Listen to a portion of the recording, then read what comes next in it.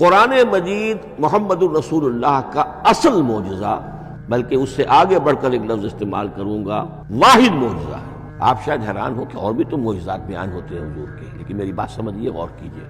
ان واقعات سے مجھے انکار نہیں ہے، لیکن جو بات میں کہنا چاہتا ہوں اس کو اچھی طرح سمجھیے۔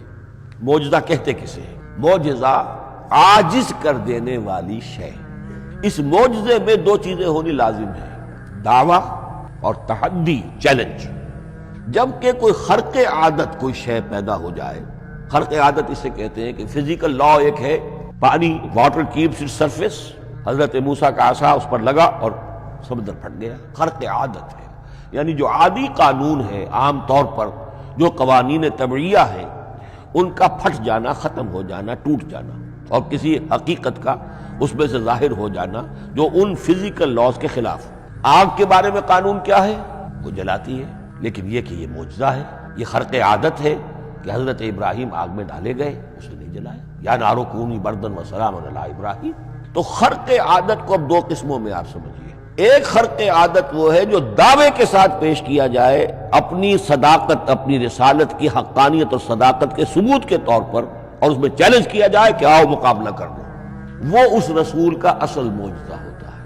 ایک خرق عادت وہ ہے جو اللہ تعالیٰ اپنے نیک بندوں کی بزرگی کو ظاہر کرنے کے لیے، غیر انبیاء کے لیے بھی کرامات جنہیں ہم کہتے ہیں ہو جاتی ہے۔ بہت سے صحابہ سے وہ کرامات ثابت ہیں۔ حضرت عمر رضی اللہ تعالیٰ عنہ کو شام کا میدان جنگ دکھا دیا گیا، یا ساریۃ الی الجبل کے الفاظ آپ نے فرمائے۔ ابھی تو ٹیلی ویژن کہیں نہیں تھا، ابھی یہ سارے وسائل و ذرائع موجود نہیں تھے، یہ خرق عادت ہے۔ غیر نبی کے لیے اسے ہم کہیں گے کہ یہ کرامات ہے۔ نبی کے لیے لفظ معجزہ اختیار کر لیا جاتا ہے، لیکن معجزہ اس کو نہیں کہنا چاہیے، اصل میں یہ بھی نبی کے لیے کرامات کے درجے کی شے ہے جو اس سے بلند ہے۔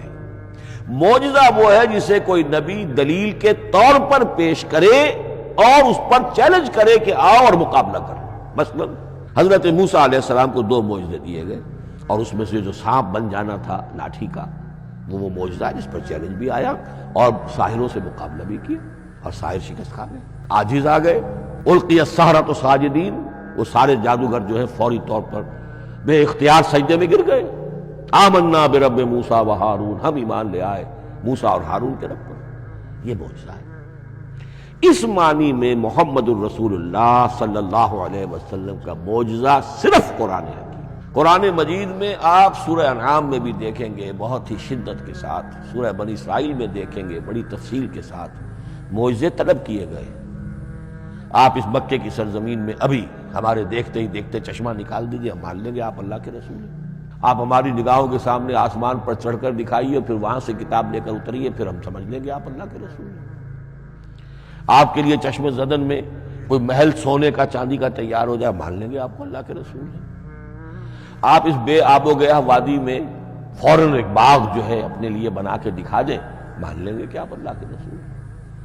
ایسے تمام مطالبات پر اللہ تعالیٰ کی طرف سے کوڑا جواب ملا، اللہ اس قسم کی کوئی شے نہیں دکھائے گا۔ بلکہ سورہ انعام جب ہم پڑھیں گے، وہاں تو بہت ہی واقعہ یہ ہے کہ اس کو پڑھ کر رقت طاری ہوتی ہے کہ ایک موقع پر ایسا محسوس ہوتا ہے کہ حضور صلی اللہ علیہ وسلم کی طبیعت مبارکہ میں یہ خیال پیدا ہو گیا کہ اللہ کو ایسی شے ان کو دکھائی دی جائے تاکہ چپ تو ہو جائے، نہ بھی مانیں گے چپ تو ہوں گے، ورنہ تو عوام کے سامنے ان کی دلیل مجھ پر قائم ہو رہی ہے کہ بھائی یہ رسالت کے مدعی ہے۔ ہم کہتے ہیں معجزہ دکھاؤ، معجزہ نہیں دکھاتی، تو پوزیشن میری جو ہے کمزور ہو رہی ہے۔ وہاں جس انداز میں اللہ نے کہا ہے، ہرگز نہیں، اے نبی اگر آپ کے اختیار میں ہے تو کہیں آسمان پر سیڑھی لگا لیجئے، یا زمین میں سرنگ لگا کے کوئی معجزہ لا سکتے ہو تو لے آئیے، ہم نہیں دکھائیں گے۔ رقت طاری ہوتی ہے۔ تو حضور کا معجزہ اس معنی میں صرف ایک ہے، اور وہ قرآن ہے۔ اچھا، اس کے لیے کیسے کیسے چیلنج کیے گئے؟ ام یقولون تقولہ بل لا یؤمنون فلیاتوا بحدیث مثلہ ان کانوا صادقین، سورۃ الطور۔ کیا ان لوگوں کا کہنا یہ ہے کہ یہ کلام خود محمد نے موضوع کر لیا ہے صلی اللہ علیہ وسلم؟ تو اگر ایسی بات ہے تو وہ بھی ایسا ہی کلام پیش کر دیں۔ تحدی، اس چیلنج کو کوئی قبول نہیں کر سکا۔ کم سے کم اس شرافت کا اقرار کرنا پڑتا ہے کہ اس وقت عرب قوم میں یہ شرافت تھی کہ کسی نے اٹیمپٹ بھی نہیں کی۔ ورنہ کوئی شخص الٹی سیدھی عبارت لکھ کر لے آتا اور کھڑا ہو کر کہہ دیتا کہ ٹھیک میں کہتا ہوں یہ ہے، یہ قرآن کی طرح کا کلام ہے. نہیں، کسی نے نہیں کیا. تاریخ یہ بتاتی ہے کہ اس تحدی کا کوئی کسی نے قبول نہیں کیا. اسی طرح فرمایا سورہ بنی اسرائیل میں قُلْ لَئِنِ اجْتَمَعَتِ الْإِنسُ وَالْجِنُّ عَلَىٰ أَن يَأْتُوا بِمِثْلِ هَٰذَا الْقُرْآنِ لَا يَأْتُونَ بِمِثْلِهِ وَلَوْ كَانَ بَعْضُهُمْ لِبَعْضٍ ظَهِيرًا. چیلنج ہے، اے نبی کہہ دیجئے اگر تمام انسان تمام جن مل کر بھی چاہے کہ ایسی کوئی کتاب وہ مرتب کر لے، نہیں کر سکیں گے، چاہے وہ سب کے سب ایک دوسرے کی مدد کریں. ہے کہ نہیں چیلنج؟ اسی طریقے سے سورہ ہود میں فرمایا، اب اس کو کہتے ہیں برسبیل تنزل، پوری کتاب نہیں لا سکتے قرآن جیسی، چلو تو 10 صورتیں ہی لے آؤ. قُلْ فَاتُوا بِعَشْرِ سُوَرٍ مِثْلَهُ مُفْتَرَيَاتٍ. اے کہیے نبی، سورہ ہود کی آیت نمبر 13 ہے، اس جیسی کوئی 10 صورتیں ہی لے آؤ. 114 نہ صحیح 10 صحیح. یہ بھی نہیں ہوا تو برسبیل تنزل اور سورہ یونس میں فرمایا قُلْ فَاتُوا بِسُورَةٍ مِّن مِثْلِهِ، ایک سورت ہی لے آؤ.